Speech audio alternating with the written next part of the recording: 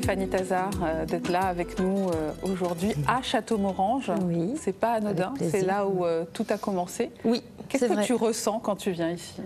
Je t'avoue, quand je me suis assise, quand on s'est positionné là, j'ai eu un petit moment d'émotion parce qu'à chaque fois, ça me rappelle ce fameux 9 avril 2009. Mon premier concert avec mes premières compositions en fait. Et aujourd'hui, nous sommes en 2023 et tu as une nouvelle proposition, une identité musicale qui évolue. Qu'est-ce que tu proposes? Alors en 2023, je propose un voyage émotionnel en terre créole.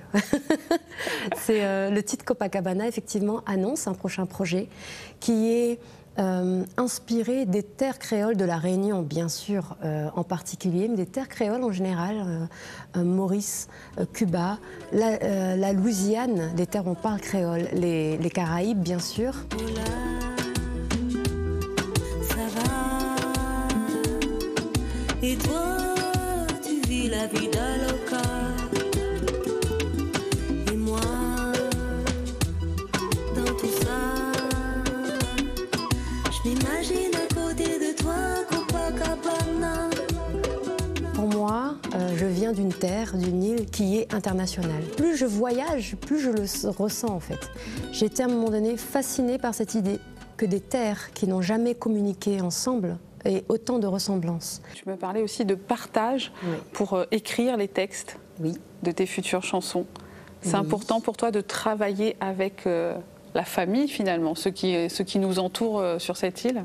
Et ce qui est particulier avec cet album, c'est que je fais des ateliers de création collective de chansons dans les quartiers ou même avec le public, avec les femmes réunionnaises, avec le projet de l'album Rose. Et c'est comme si, même aujourd'hui, dans ce que je transmets dans cet album, il y a vraiment une inspiration de toutes ces rencontres. Autant je leur apporte, je les accompagne dans la création d'une chanson, autant eux m'inspirent, parce qu'à chaque fois c'est une histoire, c'est un parcours, c'est très riche en fait.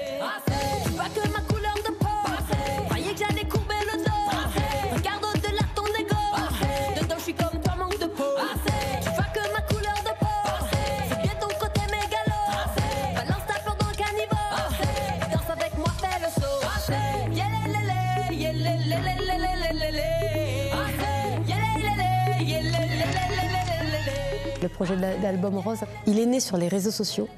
Ce sont les femmes qui ont réagi en fait à mon appel et qui ont proposé des thématiques 27. Le top 4 des thématiques qui ont été le plus plébiscitées par les femmes, c'était la charge mentale, c'était la confiance en soi, être mère et rester femme, la pression de la société sur l'image. Ce qui revient finalement, c'est soit par rapport aux exigences de la société. Dans ton parcours, finalement, il y a une évolution de Stéphanie Tazard. Quand on regarde Deya Kossoudi, je dirais que je suis fière d'avoir tenu bon. Parce que le public ne se rend pas toujours compte, mais il y a eu des moments quand même assez pas évidents, en tout cas, dans ce parcours. Et je suis hyper contente aujourd'hui d'avoir fait de ces moments-là une force, des opportunités.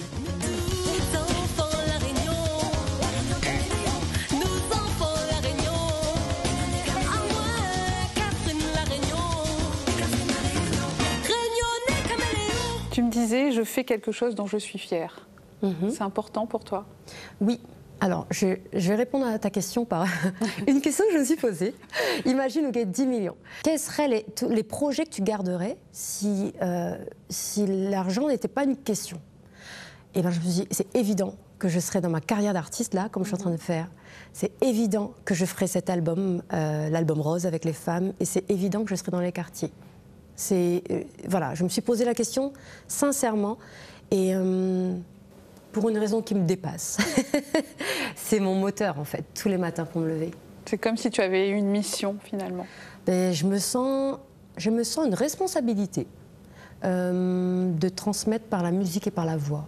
Merci beaucoup, Stéphanie. Avec plaisir, Sigrid.